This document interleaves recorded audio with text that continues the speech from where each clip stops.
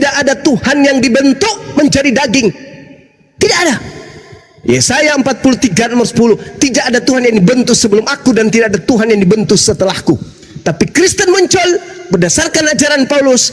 Tuhan dibentuk dalam bentuk daging, Tuhan datang dalam bentuk manusia, lalu manusia ini disehakikatkan dengan pencipta langit dan bumi. Na'udzubillah, summa na'udzubillah. Padahal Yesus mengatakan apa? Yohanes 17 nomor 3, hidup kekal itu adalah mereka mengenal engkau satu-satunya Tuhan dan mengenal aku Yesus Kristus sebagai utusan. Utusan tok. Tapi Kristen mengangkat si utusan ini selevel dengan Tuhan. Inilah yang menjadi keberhasilan iblis. Makanya Yesus mengatakan, waspadalah kepada penyesat yang datang kepadamu dengan memakai namaku, dia akan menyesatkan banyak orang. Kalau saudara Kristen berkata, kami Kristen bukan disesatkan oleh Kristus palsu, tolong tunjukkan mana orang banyak yang disesatkan oleh Kristus palsu itu, dan apa nama kelompok tersebut. Silakan. Oke Pak. Tentang Paulus, setelah Bapak menunjukkan bahwa dia penyebab. Syukran saudara Bambung. Barakallahu fik. Saudara Sul, barakallahu fik. Lanjut. Dia penyebab orang Kristen percaya kepada Paulus. Bapak tadi mengatakan membuat Bapak di surga menjadi marah. Nah, Paulusnya dapat apa dari yang dia lakukan? Untuk menipu itu dia dapat apa? Oke, saya jawab. Selanjutnya ada pertanyaan selanjutnya. Dan juga begini, masuk akal enggak orang lagi dalam posisi enak difasilitasi? Saya percaya juga Anda juga tahu bahwa tujuan Saulus membantai umat Kristen di awal-awal itu, saya percaya Anda juga tahu alasannya. Nah, ngapain dia lagi di posisi enaknya difasilitasi, terus tiba-tiba dia ninggalin itu? Apa faedahnya? Bahkan dia harus sampai kelaparan, sampai masuk penjara. Harusnya dia dengan posisi dia harus terus membantai orang yang menyembah Isa itu dong. Harusnya kalau orang mau suka aman, ngapain dia harus sampai tersiksa begitu? Dia tinggalin itu, dia masuk penjara berapa kali, hidupnya susah, kelaparan, bahkan dipasung. Ngapain dia harus seperti itu? Dan duanya tuh secara, saya sudah jelaskan sebelumnya tadi bahwa dia pengajarannya lebih baik secara sosial. Itu loh. Oke, saya jawab. Oke, silakan. Oke, Anda bertanya, apa manfaatnya bagi dia? Bagaimana dengan iblis? Apa manfaatnya bagi iblis? Tak ada. Iblis rela menerima neraka kekal demi untuk menyesatkan. Begitu juga dengan Paulus. Mazmur 58 nomor 3 Anda baca. Sejak di dalam rahim orang fasik itu menyimpang. Sejak dalam kandungan pendusta-pendusta itu telah sesat. Dari dalam kandungan pendusta itu sudah sesat. Paulus mengaku dalam Galatia 1, aku dipilih dari sejak dalam kandungan. Dipilih sebagai apa? Sedangkan Mazmur 53, 58, penyesat itu sudah dipilih dari sejak dalam kandungan. Nah, sekarang pertanyaan saya, Paulus ini dipilih dari sejak dalam kandungan katanya dalam Galatia 1 nomor 15. Dipilih sebagai apa? Kalau dia dipilih sebagai orang benar, maka tidak mungkin dia melakukan aksi-aksi pembunuhan, penangkapan, pengutukan dan seterusnya. Pasti dia akan tampil sebagai wakil Yesus, orang yang hidup mati bersama dengan Yesus dari pembantaian orang-orang Yahudi dan Romawi. Faktanya enggak. Jadi Paulus ini yang benar yang mana? Baca Kejadian 49 nomor 27. Kejadian 49, Yakub meramalkan seluruh anak-anaknya. Bagaimana Yakub menceritakan Nat, bagaimana Yakub menceritakan Yehuda, bagaimana Yakub menceritakan Yusuf, bagaimana Yakub membicarakan tentang Benyamin.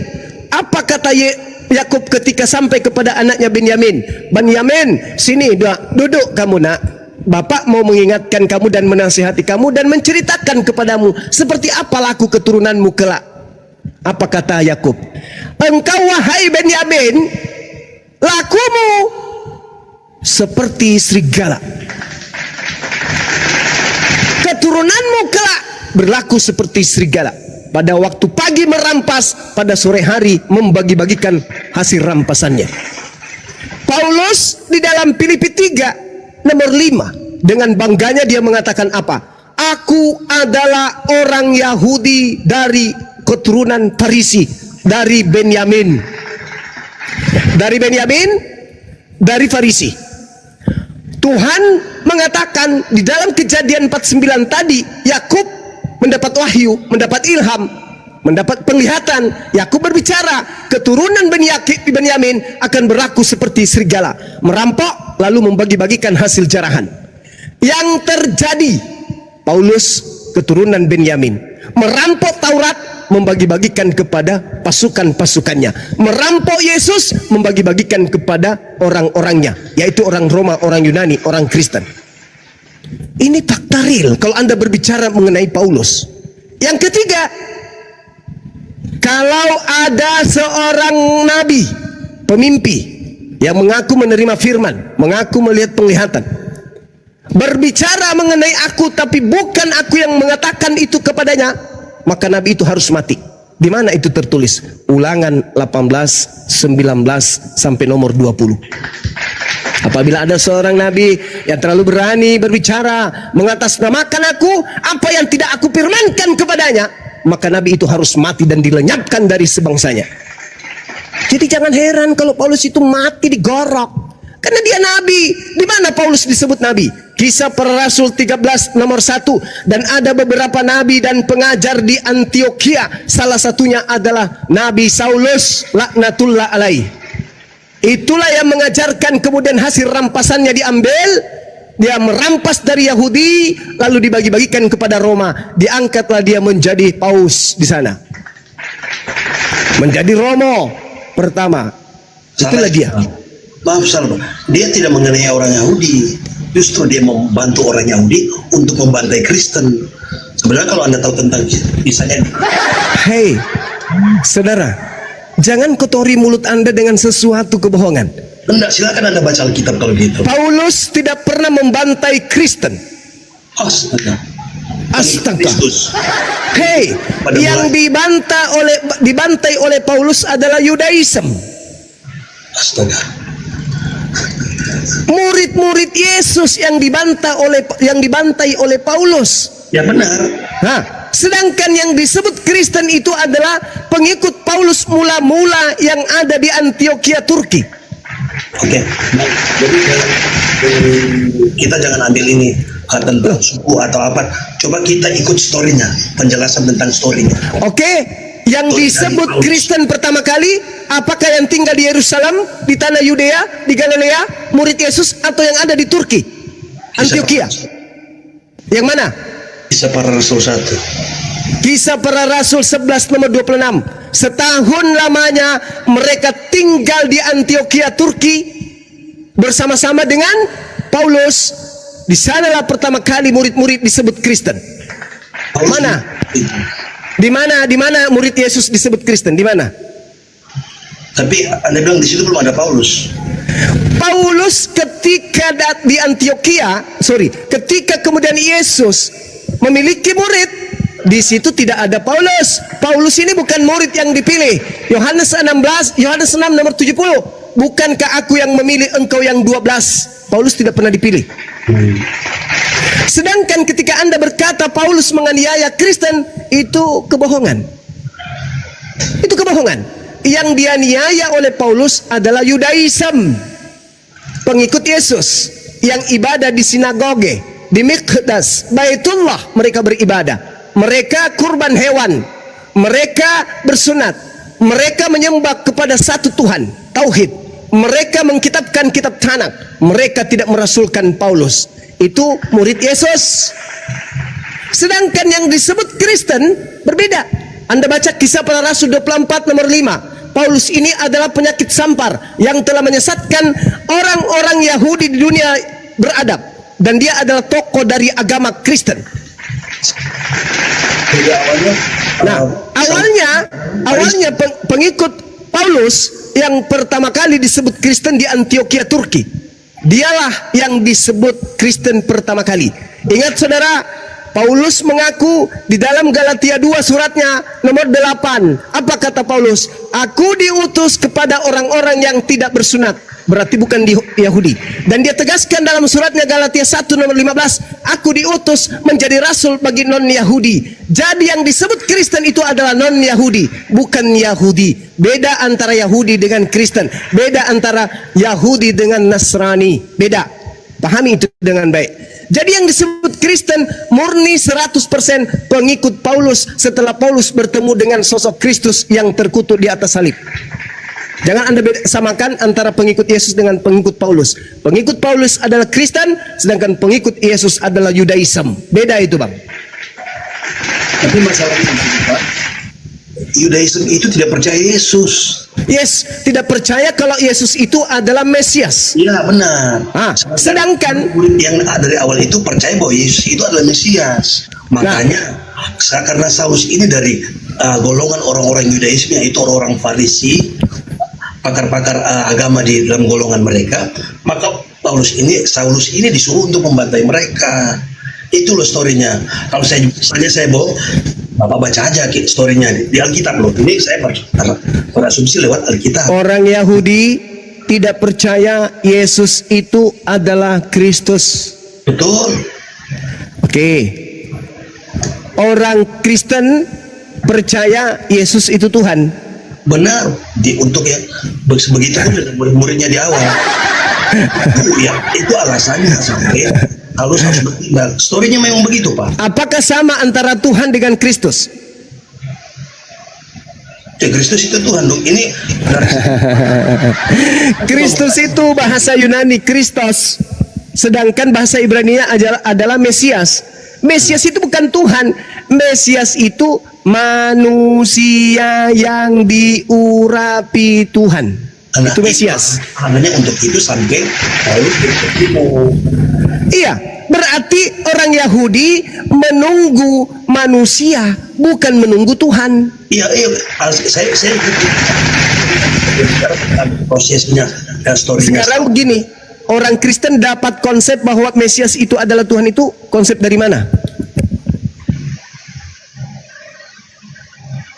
Dari Yesus sendiri yang menyatakan di 4 Injil sinopsis.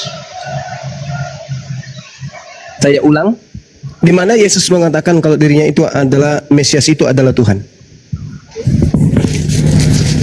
Akulah Mesias. Ya, Mesias, akulah manusia yang diurapi Tuhan. Nggak ada masalah. Yang saya tanya, dari mana Kristen mendapatkan ilmu Mesias itu adalah Tuhan?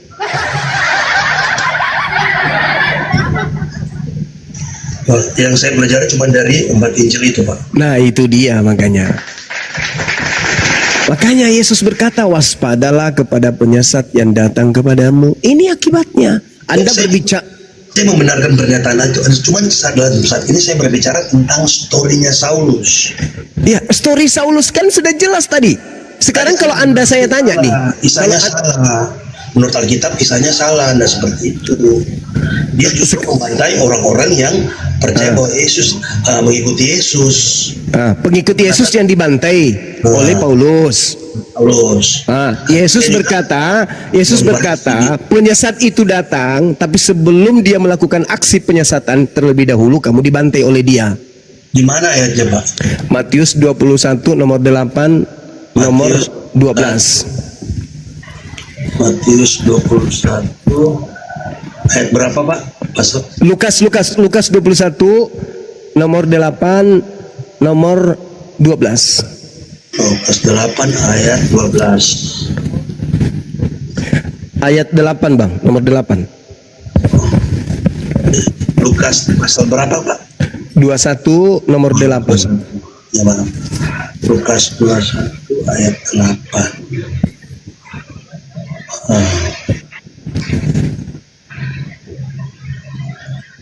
Oke. Saya bacakan boleh, Pak ya? Boleh, silakan. Oke, permisi. Berisi nasihat dari Yesus kepada murid-muridnya untuk berhati-hati dan jangan sampai disesatkan oleh orang-orang yang akan datang dengan namanya, mengklaim diri mereka sebagai Mesias dan menyatakan bahwa saatnya sudah dekat. Eksplisit sekali loh ini, Pak. Ya. Waspadalah supaya kamu jangan disesatkan sebab banyak orang akan datang dengan memakai namaku. Namaku siapa? Yesus. dan berkata, akulah dia. Dia siapa? Mesias.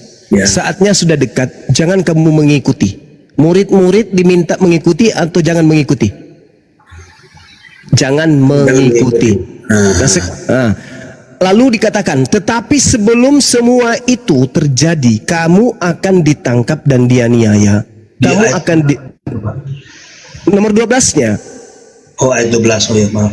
Tetapi sebelum semuanya itu, kamu akan ditangkap dan dianiaya. Kamu akan diserahkan ke rumah-rumah ibadat dan penjara-penjara. Artinya, antara penyesat, antara Yesus menasehatkan kepada muridnya dan masa antara muridnya dianiaya. Di situ Yesus menerangkan penyesat itu akan datang setelah murid-muridnya kemudian teraniaya. Pelakunya siapa? Yang melakukan penganiayaan terhadap murid Yesus.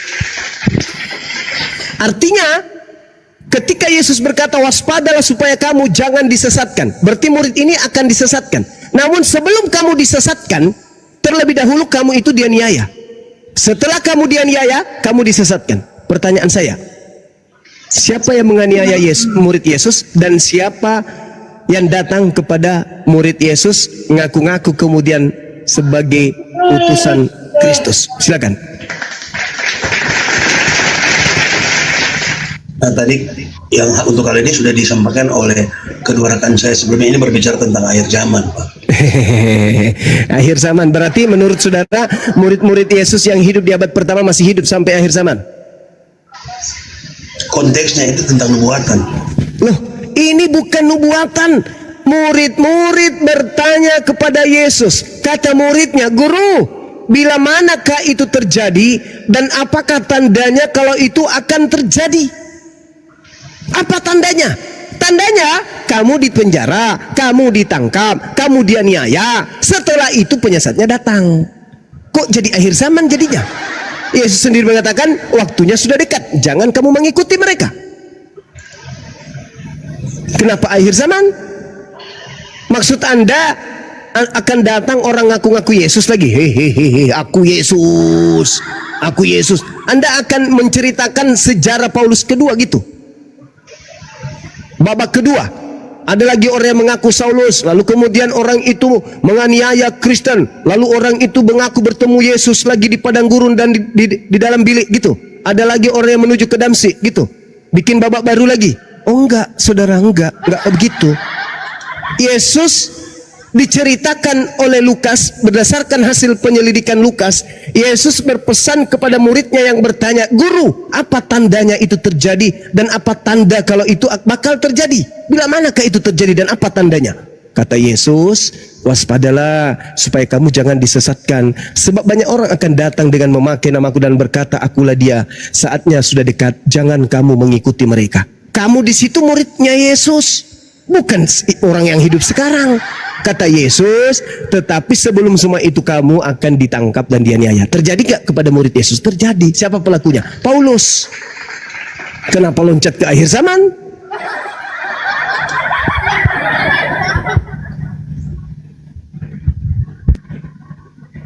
Itu saudara. Jadi coba kita pakai akal sehat kita. Kita gunakan kemudian kemampuan kita untuk menelaah isi Bible. Kalau Al-Quran jelas, itu sudah final Al-Quran. Kalian adalah orang-orang yang disesatkan oleh iblis. Itu Al-Quran saya yang mengatakan. Untuk informasi itu terima kasih, Pak. Iya, silakan. Untuk informasi sebelumnya itu terima kasih. Tapi tentang Anda menceritakan story-nya itu dari Paulus, kayaknya harus lebih hati-hati lagi, karena kalau memang Anda mengambil dasarnya dari kitab, saya pikir harus sesuai dengan Alkitab. Iya, kan sudah sesuai. Enggak, maksudnya story yang eksplisit. Jadi dari awal dia itu membunuh. Iya, gitu. Saudara, kan sudah sesuai kan? Siapa yang menganiaya murid Yesus? Paulus. Siapa yang kemudian memenjarakan murid Yesus? Paulus. Siapa yang menghadapkan murid-murid Yesus kepada penguasa-penguasa kala itu? Paulus. Apa yang tidak sesuai, Bang? Itu. Jadi, kalau mungkin kalau ada rekaman nanti bisa. Ya, tapi terima kasih lah, Bang, untuk. Oke. Oke, thank you. Thank you juga. Oke, Terima kasih, Ustaz. siap. Assalamualaikum. Waalaikum.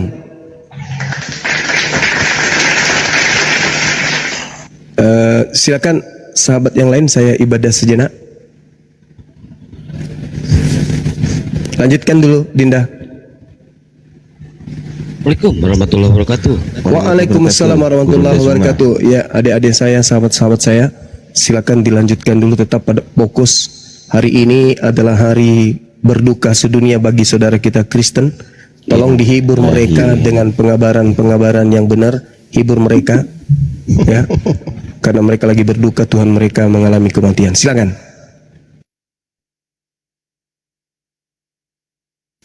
Iya. Tadi kita sudah mengucapkan juga. Innalillahi wa inna ilaihi rajiun. Semoga amal ibadah Tuhannya Kristen diterima oleh Tuhannya Islam. Bener gak sih? Kan Tuhan mati.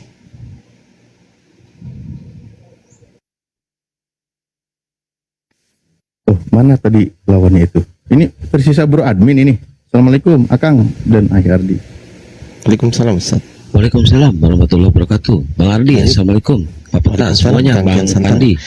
Assalamualaikum Kang Gian Santang. Assalamualaikum. Sekarang lagi memperingati hari berduka ya. Ya, betul akan. Wah, si bro admin cepat lo mualaf bro admin. Ya, Ini aku salam dilema dulu tadi ya. jawabannya. Aku salam dulu ke Ya. Bang Pandi. Bang Pandi, assalamualaikum. Waalaikumsalam warahmatullahi wabarakatuh. Ustazah Ardiansa Arif. Ustaz, lanjut. Aja, emang dua natur. Ngarang aja enggak.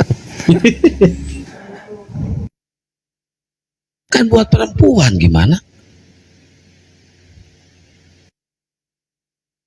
Ini bro admin. Bro admin, coba bro admin kita kembali lagi. Ya, Bro. gimana Bang?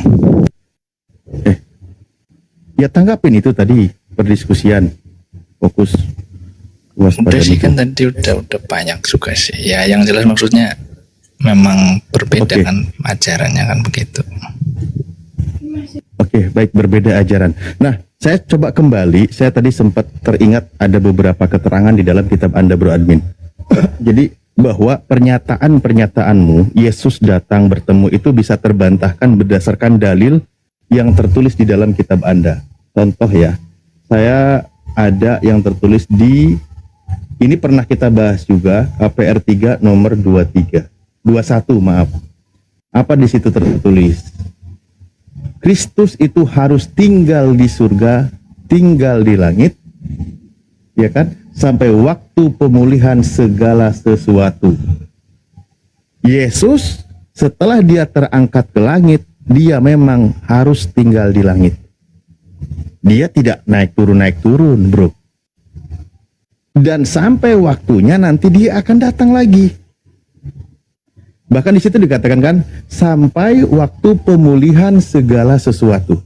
Jadi setelah Yesus terangkat ke langit, kitab Anda mengabarkan Yesus memang harus tinggal di langit sampai waktu pemulihan segala sesuatu. Nah, artinya di situ Bro Admin, yang sering datang, yang sering turun di situ bukan Yesus. Itulah yang Yesus katakan, waspada dan hati-hati. Yang ketika orang mengaku bertemu dengan Yesus, kapan dia berpesan? Sebelum dia terangkat ke langit. Coba pahami isi ayat kita, Bung.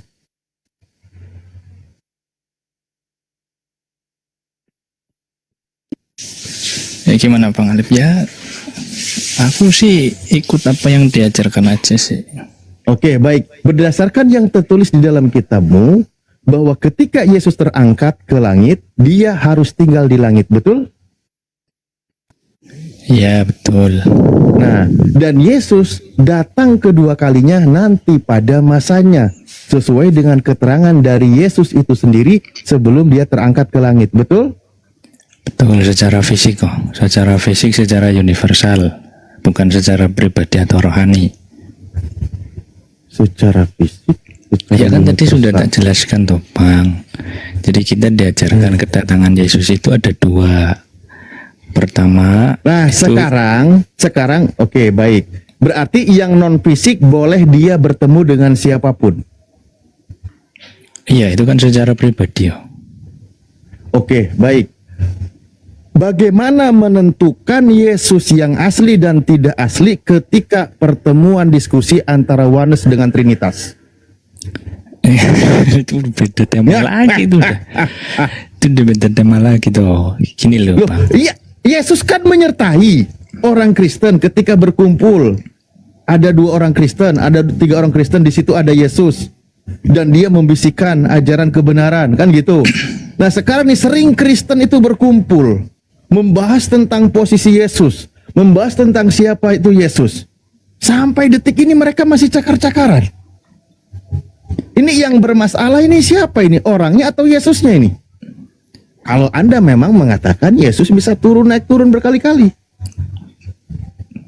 Oke, saya tidak mengatakan naik turun berkali-kali ya. Loh, Tapi penyataan dia. kan Jadi gini, berkali-kali. ya gini Bang, kan tadi udah tak jelasin. Memang kita diajarkan ada 2 kedatangan. Kedatangan terakhir yang tadi di Matius sama kedatangan dia secara rohani atau pribadi, seperti yang diklaimkannya sendiri di Matius 18:20 kan Yesus juga mengajarkan, sebab di mana 2 atau 3 orang berkumpul dalam namaku, di situ aku ada di tengah-tengah mereka. Ini secara rohani, tetapi Nah, itu ngapain itu? Itu ngapain ada di tengah-tengah mereka itu ngapain? ya hadir di tengah-tengah mereka secara rohani. Ya, cuma nyaksiin doang, tidak membisikkan kebenaran, tidak.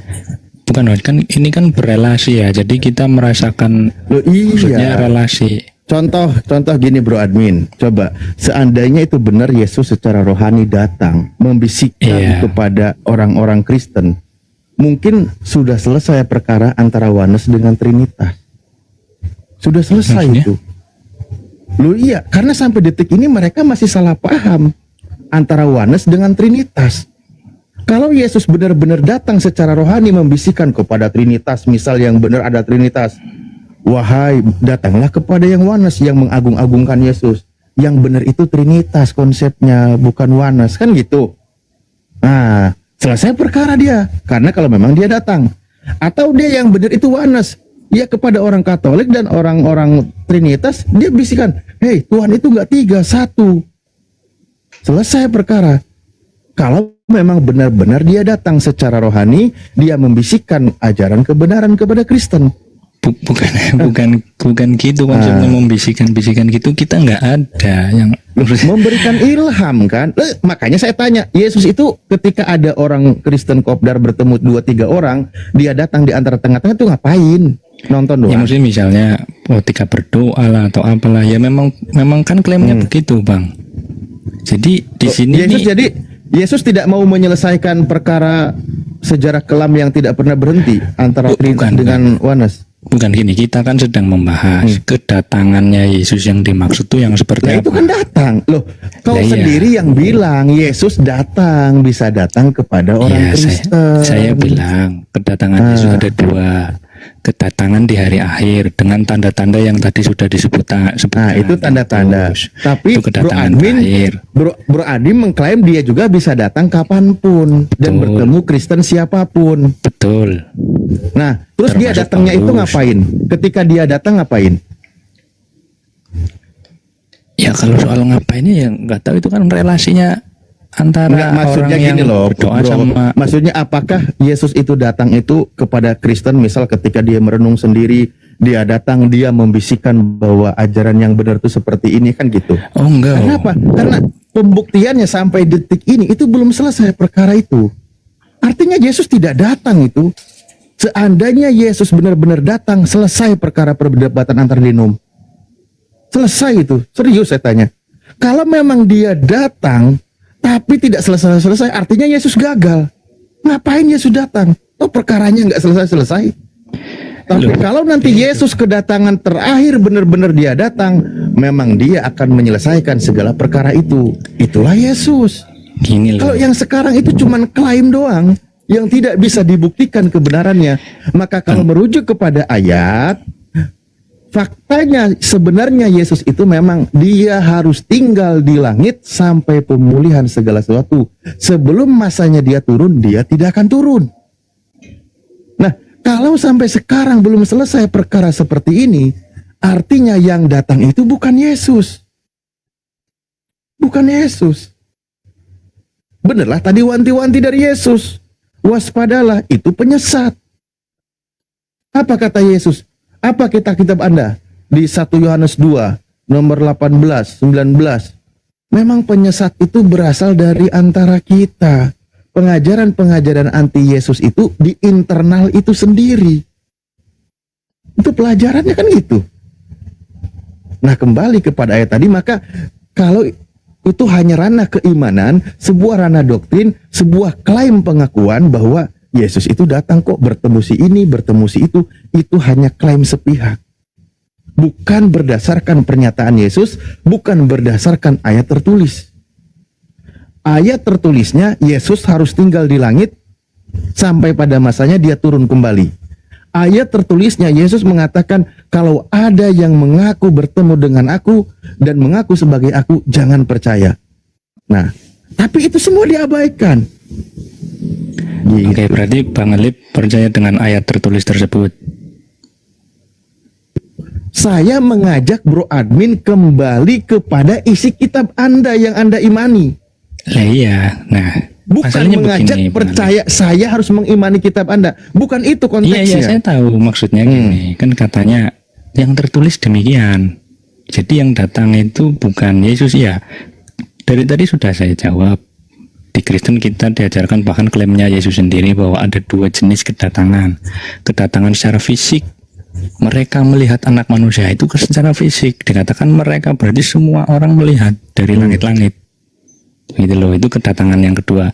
Nah, kedatangan yang satu lagi itu secara pribadi. Oke, Seperti nubuatan yang Yesus diklaimkan itu Yesus. Sebentar, Pak. Oke. Ya, jadi ada dua.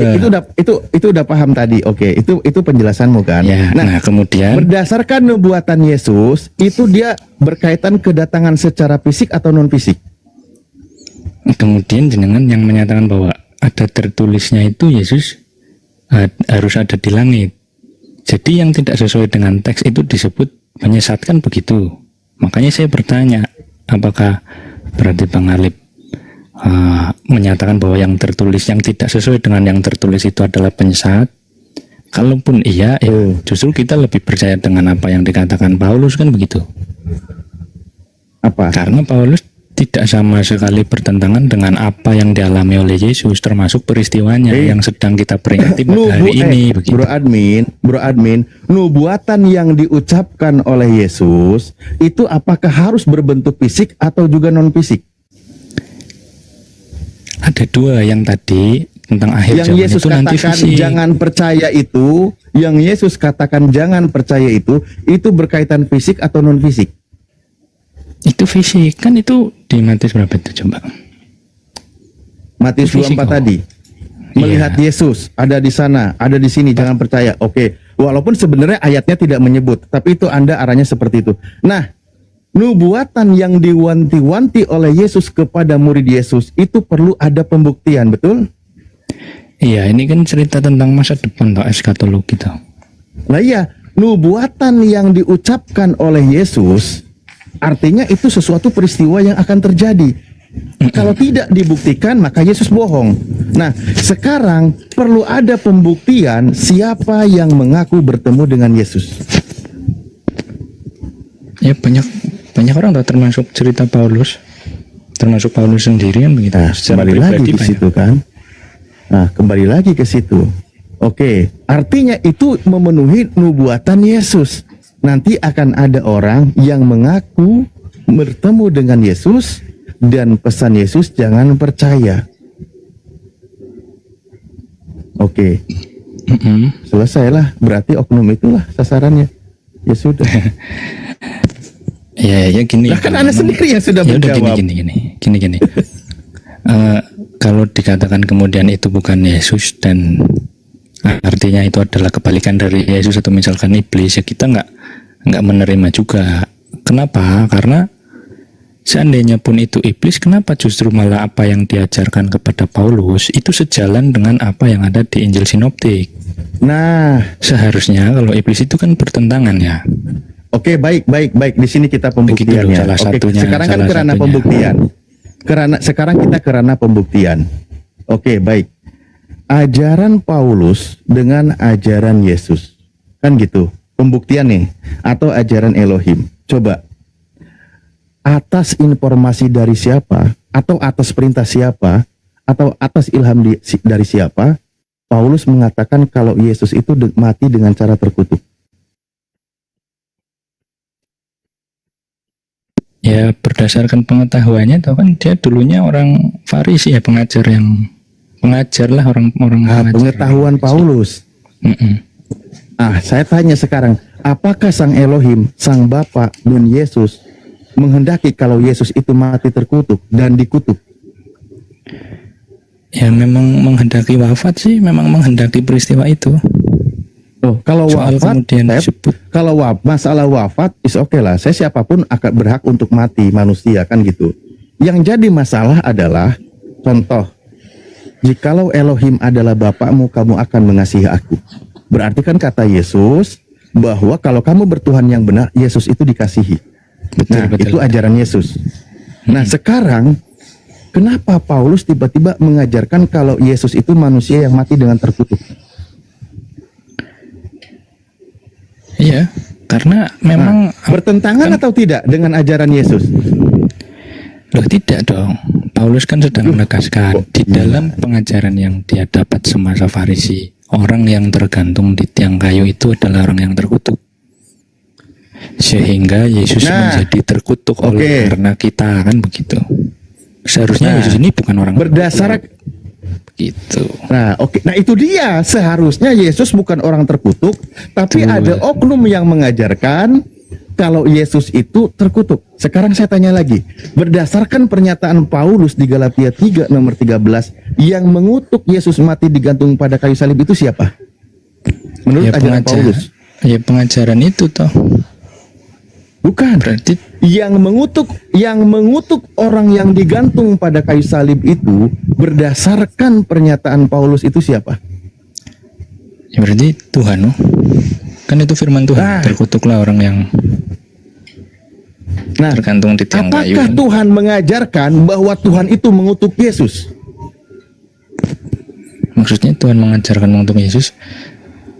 Apakah Elohim, Sang Bapa, mengajarkan kepada Yesus bahwa Yesus itu harus dikutuk oleh Bapa? Ya nggak ada sih yang berbunyi seperti itu. Cuma ya nggak ada. Artinya bertentangan di sini. Sudah sangat jelas. Bukan bertentangan, Bang. Memang harus dialami seperti itu. Karena gini ya, kan Anda hukumnya setuju? dulu. Anda setuju kalau Yesus itu dikutuk oleh Bapa? Ya kan ada alurnya, hukumnya dulu keluar. Terkutuklah orang yang tergantung di tiang Anda kayu. setuju? Berdasarkan pernyataan gimana? Paulus, Anda setuju kalau Yesus dikutuk oleh Bapa? Iya, menerima kutuk. Kok menerima kutuk? Yesus dikutuk oleh Bapa, Anda setuju? Iya, ya gimana, memang seperti itu alurnya. Nah, itu ajaran Paulus, betul? Ya itu para murid juga sama. Keyakinannya sama. Tidak, itu yang yang tertulis sama. pernyataan Paulus. Itu kan, yang tertulis pernyataan Paulus. Nah, iya. Anda setuju dengan pernyataan Paulus bahwa Yesus mati di kayu salib itu dikutuk oleh Bapa. Tapi ajaran Yesus dan ajaran Tuhannya Yesus, kata Tuhan, lihatlah, itulah hamba-Ku yang Kupilih, yang Kukasihi, yang kepadanya jiwaku berkenan. Yesus hamba yang dikasihi, yang dipilih oleh Tuhan, yang kepadanya jiwanya berkenan. Tuhan tidak mengutuk Yesus. Berdasarkan catatan di dalam Matius 12 nomor 18. Di dalam KPR 4 nomor 30 ke atas juga Yesus disebut sebagai hamba yang kudus, hamba yang suci. Dia sebagai hamba Tuhan. Nah, Yesus sendiri pun mengatakan di Yohanes 8, jikalau Elohim adalah Bapakmu, kamu akan mengasihi aku. Berarti di situ Sang Bapa itu mengasihi Yesus. Nah, itu ajaran Yesus. Sekarang ajaran Paulus mengatakan justru Bapa itulah yang mengutuk Yesus dengan cara mati Yesus di kayu salib. Ini bertentangan, bro. Gini. Coba sih. Jadi Paulus itu di Galatia berapa sih ya? Galatia 3:13 memang betul ya. Tak bacakan ayatnya maksudnya biar nggak keliru gitu loh. Kadang-kadang nih jadi salah paham. Tidak ada yang keliru, coba. Nih coba saya bacakan ya. Baca. Coba diartikan. Apakah benar Paulus ini mengutuk? Coba ya. Galatia 3:13. Ini surat Paulus. Kristus telah menebus kita dari kutuk hukum Taurat dengan jalan menjadi kutuk karena kita. Kalimat berikutnya, sebab ada tertulis terkutuklah orang yang digantung pada kayu salib. Nah, jadi dua kalimat ini saya rasa sudah menerangkan ya. Bukan maksud Paulus mau mengutuk Yesus, tidak. Bukan itu. Iya, tapi Paulus mengklaim, membuat sebuah narasi, membuat sebuah statement, Pak Yesus ini mati digantung pada kayu salib. Dengan matinya Yesus digantung pada kayu salib, maka Yesus dikutuk oleh Tuhan. Ya, jadi Paulus menjelaskan bahwa Yesus itu rela menanggung kutuk demi menyelamatkan manusia. Maksudnya gitu. Bukan maksud Paulus mau mengutuk Yesus gitu, Ya enggak. Iya, bukan Paulus yang mengutuk Yesus, tapi statement Paulus, Tuhan mengutuk Yesus. Gimana sih? Statement dari Paulus itu, Paulus karena dia menjelaskan.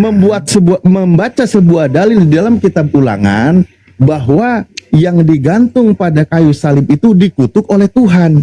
Yesus digantung pada kayu salib. Dengan Yesus digantung pada kayu salib, artinya di situ Yesus dikutuk oleh Tuhan. Ya Itu kan kalimat berdasarkan statement dari Paulus. ya, statement Paulus kalimat pertamanya kan jelas. Kristus telah menebus kita dari hukum Taurat. Dari kutuk hukum Taurat dengan jalan menjadi kutuk karena kita. Kalimat pertamanya kan sudah jelas.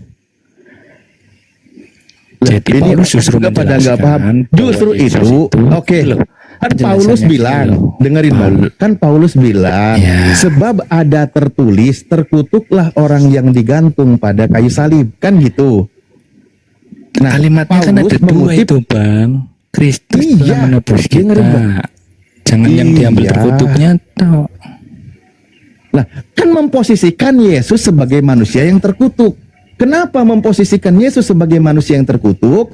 Karena memang orang yang digantung pada kayu salib itu terkutuk. Salah, Kan gitu. salah. Karena Sebab ada Yesus tertulis terkutuklah orang yang digantung Ya, pada kayu sebentar. salib. Sebentar, yang benar karena Yesus rela menanggung kutuk demi menyelamatkan manusia. Yang benar Yesus rela menanggung kutuk. Itu maksud Paulus. Nah, itu iya, Betul. Paulus menarasikan bahwa Yesus rela menanggung kutuk dengan jalan menjadi orang yang terkutuk. Betul sekali itu Lah iya 100% betul. Lah iya betul, itu ajaran Paulus. Kan udah bilang dari tadi. Ya, Dengan ya, ya, memposisikan Yesus sebagai manusia yang terkutuk.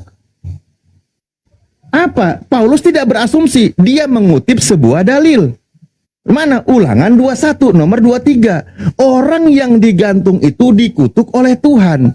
Nah, berdasarkan dalil yang dikutip oleh Paulus, artinya ketika Yesus digantung pada kayu salib, Yesus sedang dikutuk oleh Tuhan. Karena Paham kan? iya karena menanggung. Itu karena lagi. Ya itu kan prosesnya tadi sudah dibahas. Oh iya ya, oke. Iya, Sudah ya, begitu. dibahas. Itulah Betul. ajaran Paulus. Paulus mengajarkan bahwa hukum kutuk itu sudah diselesaikan oleh Yesus. Yesus sendiri yang menanggung kutuk itu semua dengan jalan menjadi kutuk. Artinya Yesuslah target orang yang terkutuk. Nah, siapa yang mengutuk Yesus itu? Berarti siapa yang mengutuk Yesus itu? Berdasarkan pernyataan Paulus, Tuhanlah yang mengutuk Yesus. Jadi sebenarnya kalau Kristen mengatakan ajaran kasih salah. Ajaran kutuk. Yang tadi Dan sudah jelas faktanya maksud Yesus Paulus. dijadikan sebagai manusia yang terkutuk.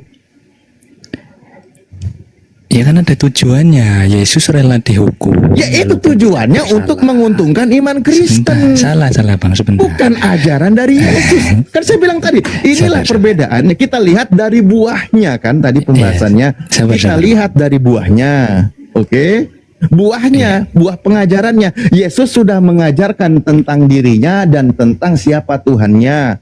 Paulus juga punya pengajaran tentang dirinya dan tentang siapa Yesus. Nah, ajaran Yesus tadi menyampaikan bahwa jikalau Allah adalah Bapakmu, kamu akan mengasihi aku. Yesus itu untuk dikasihi. Dengan cara tentu didengarkan ajarannya. Betul. Bukan untuk dibunuh. Nah, Betul. bahkan Yesus berkata, jikalau kamu yang jahat saja memberikan roti ketika anakmu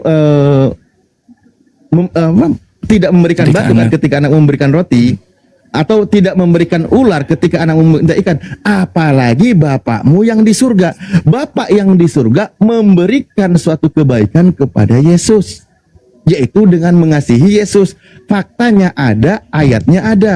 Itulah anakku yang kupilih, yang kukasihi. Itu ajaran Yesus dan ajaran Tuhannya Yesus. Tapi kalau ajaran Paulus tadi seperti itu. Ya, saya tambahin lagi. Jadi Paulus mengajarkan bahwa Yesus ini rela dihukum walau tidak bersalah agar kita dibebaskan dari hukum Taurat yang tidak bisa menyelamatkan. Itu maksud Paulus. Jadi Yesus mengajarkan Jangan fitnah kasih. Yesus lah. Jangan fitnah Yesus. Belum. Bentar. Enggak, kok bilang rela? Kan Yesus sampai sembunyi di Taman Getsemani berdoa bercucuran keringat. Itu bukan rela itu. Lah tadi Bang Alip sudah membaca sendiri narasi kalimat pertama. Kristus telah menebus kita dari kutuk hukum Taurat. Itu statementnya Paulus. Bilang dong, berdasarkan ajaran Paulus. Iya kan saya bilang, Yesus Paulus rela. mengajar. Itu ajaran Paulus. Kita kan Iya, sedang kan membedakan tadi- kedua ajaran ini. Saya kan sudah bilang, Paulus mengajarkan bahwa Yesus rela dihukum walau tidak bersalah agar kita dibebaskan dari hukum Taurat yang tidak bisa menyelamatkan. Itu ajarannya Paulus, mengajarkan demikian. Jadi Yesus mengajarkan kasih, Paulus menjelaskan kedalaman kasih itu dalam konteks penebusan dan pengorbanan di kayu salib yang sekarang ini sedang kita peringati. Begitu Bang. Ya itu tadi ya. Karena di sini kita sama-sama tahu bedanya buah dari ajarannya. Ini kan sedang pembuktian. Bro Admin memang berusaha untuk membela ajaran dari Paulusnya sebagai buah dari pengajarannya dengan mengajarkan memposisikan Yesus itu sebagai manusia yang terkutuk sampai mengatakan karena kutuk hukum Taurat tidak ada yang sanggup. Coba kalau kita merujuk kepada ajaran Yesus, ketika Yesus ditanya oleh orang kaya di Markus 10, di Matius 19 sama poinnya, guru yang baik bagaimana caranya agar aku bisa masuk ke dalam kerajaan surga? Apa kata Yesus? Jangan kau katakan aku baik, hanya satu yang baik, yaitu Bapamu yang di surga. Itu pertama pernyataan Yesus. Jika engkau ingin masuk ke dalam kerajaan surga, lakukan segala perintah Tuhan. Jangan membunuh, jangan berzina, jangan seterusnya dan seterusnya. Baik kepada orang tua. Itu semua sudah dilakukan oleh murid-muridnya. Artinya hukum Taurat itu bisa dilakukan. Bisa itu. Kok malah tiba-tiba dikatakan jadi tidak sanggup melakukan hukum Taurat? Ajaran Yesus sendiri mengajarkan justru semuanya sudah dilakukan oleh orang kaya itu. Dan Yesus berkata dalam penggenapannya, jika hidup keagamaanmu tidak lebih baik daripada hidup keagamaan ahli Taurat dan orang Farisi, kamu tidak akan masuk ke dalam kerajaan surga. Harus lebih hebat lagi dari ajaran ahli Taurat. Harus hebat lagi dari ajaran hukum Taurat. Itu ajaran Yesus. Bukan tiba-tiba dihilangkan hukumnya. Itu ajaran Yesusnya. Satu, ajaran Yesus mengamalkan hukum Taurat dan memang orang-orang Yahudi di sana bisa mengamalkan karena mereka berkata, semua itu sudah aku lakukan, guru. Artinya mereka sanggup. Mereka tidak membunuh dan seterusnya. Hukum Taurat itu bisa dijalankan oleh mereka. Makanya Yesus datang penggenapannya lebih berat lagi daripada hukum Taurat. Nomor dari 17 sampai 20 itu. Jika hidup keagamaanmu tidak lebih baik dari mereka, kamu tidak akan masuk surga, kan gitu. Nah, itu ajaran Yesus. Tapi ajaran Paulusnya satu. Efesus 2 nomor 15, hukum Taurat semua dibatalkan. Dari segala ketetapan, hukum semua ketetapannya dibatalkan. Lalu dijadikan Yesus ini sebagai manusia yang menembus hukum Taurat itu dengan jalan dia menjadi manusia yang terkutuk. Dan Yesus dikutuk oleh Tuhan. Ini buah dari pengajarannya. Dan faktanya begitu. Kitab Anda yang mencatat, kitab Anda yang dicetak, semua ada di situ. Ini kan pembuktian kedua pengajaran. Antara ajaran Yesus dengan ajaran Paulus. Makanya di dalam kitab Anda, memang mereka berasal dari antara kita. Tapi mereka tidak sungguh-sungguh. Yaitu pembuktiannya. Jadi nyari pembuktian ajaran penyesat itu jangan dari mana-mana, harus dari internal Kristen itu sendiri, karena kitab Anda yang mencatat. Oke, makasih. Ya. Silakan. Ya udah. Selesai sudah. Final host. Lah gimana? Kan udah dijelasin tadi.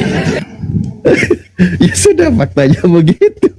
Ya faktanya memang begitu kan. Apa yang mau dibantah? Bisa gantian mungkin Ustadz Alif sama Bang Ferdi. Ferdian, silakan Bang Ferdian.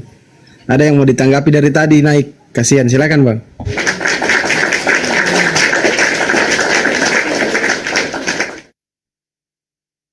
Bang Ferdian, jangan tidur Tadi Bang. Ferdian dia mengatakan itu kan Paulus cuma mengutip. Yes, saya bilang justru saya sedang menekankan kutipan Paulus. Lupa dia ya. Dikiranya saya nuduh Paulus. Enggak, saya baik hati kok. Kan itu pujaan kalian.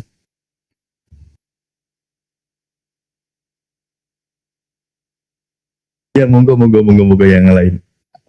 Bro adminnya sudah cukup katanya. Ayo silakan teman-teman Kristen yang lain, gak usah takut kirim permintaan. Yang Kristen ya, teman-teman Kristen, yang Muslim standby dulu di bawah. Kalau kirim permintaan itu di cancel biasanya kalau teman-teman Muslim, karena kita naikkan teman-teman Kristen.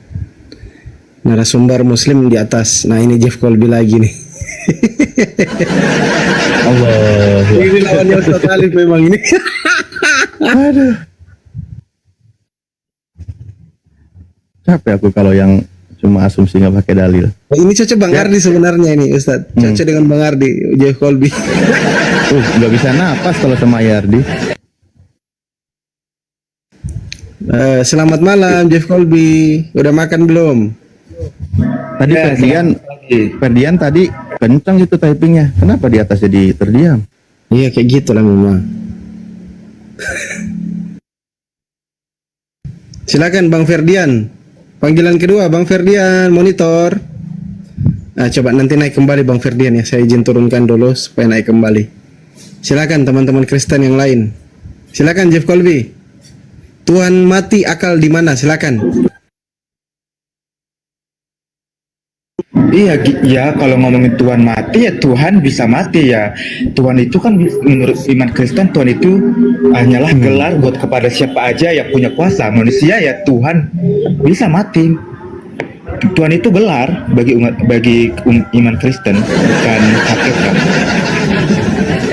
Aduh. Ya gini loh teman-teman. Kalau teman-teman mau diskusi sama teman-teman Kristen supaya nggak biar nggak capek gitu loh, jangan samakan pengertian Tuhan di iman Anda dengan Tuhan di iman Kristen gitu ya. Barometernya apa? Tapi kalau Anda mau menyelaraskan, kita diskusi. Ada nggak standar bakunya? Misal patokannya kita KBBI gitu. Atau KBBI Kamus Besar Bahasa Bible. Kalau kita pakai KBBI, Abang Alif tahu nggak sejarahnya bahwa LAI sudah menggunakan kata Tuhan, baru KBBI. KBBI itu belakangan. LAI orang Kristen di Indonesia itu pertama kali udah menggunakan kata Tuhan. Iya, karena Alkitab udah KBBI itu belakangan. Jadi orang Kristen dulu menerjemahkan ke bahasa Indonesia untuk kitab sucinya. Oke, Jadi kalau duluan gitu berarti- yang menerjemahkan kitab sucinya itu adalah orang Kristen. Nah, Oke, makanya bisa diterjemahkan nggak kita? Allah. Oke, baik, Tuhan. baik. Kalau begitu, biar kita lebih enak pembahasannya, fokus kepada kalimat aslinya. Ah, Yesus sebagai Theos atau bukan? Yesus sebagai Kalau Theos itu kan berbagai bahasa. Ah, iya, enggak ke Alah. dalam kan kalau bahasa aslinya nggak akan berubah-berubah toh. Ah, saya tanya dulu, Yesus itu Theos atau bukan? Theos dalam bahasa Yunani, Yahweh dalam bahasa Ibrani, Allah dalam Nggak ada bahasa yang bilang Indonesia. bahasa Sunda Theos itu, Pak. Saya tahu itu bahasa Yunani. Iya, Saya iya. tanya, Yesus itu Theos atau bukan? Ya udah itu jawabnya. Dalam bahasa Theos, Yunani dia bukan. Theos. Karena kami Theos itu yang Tuhan menjadi kami itu Allah manusia. segala bangsa, bukan Allah teritorial. Itu kurios bukan teos. Kenapa sih? Bukan teritorial. Itu batunya teritorial. Kalau Tuhannya batu itu baru teritorial. Nah, kalau batu itu di situ terus dia gitu loh. Gak Ya udah, pindah-pindah gitu.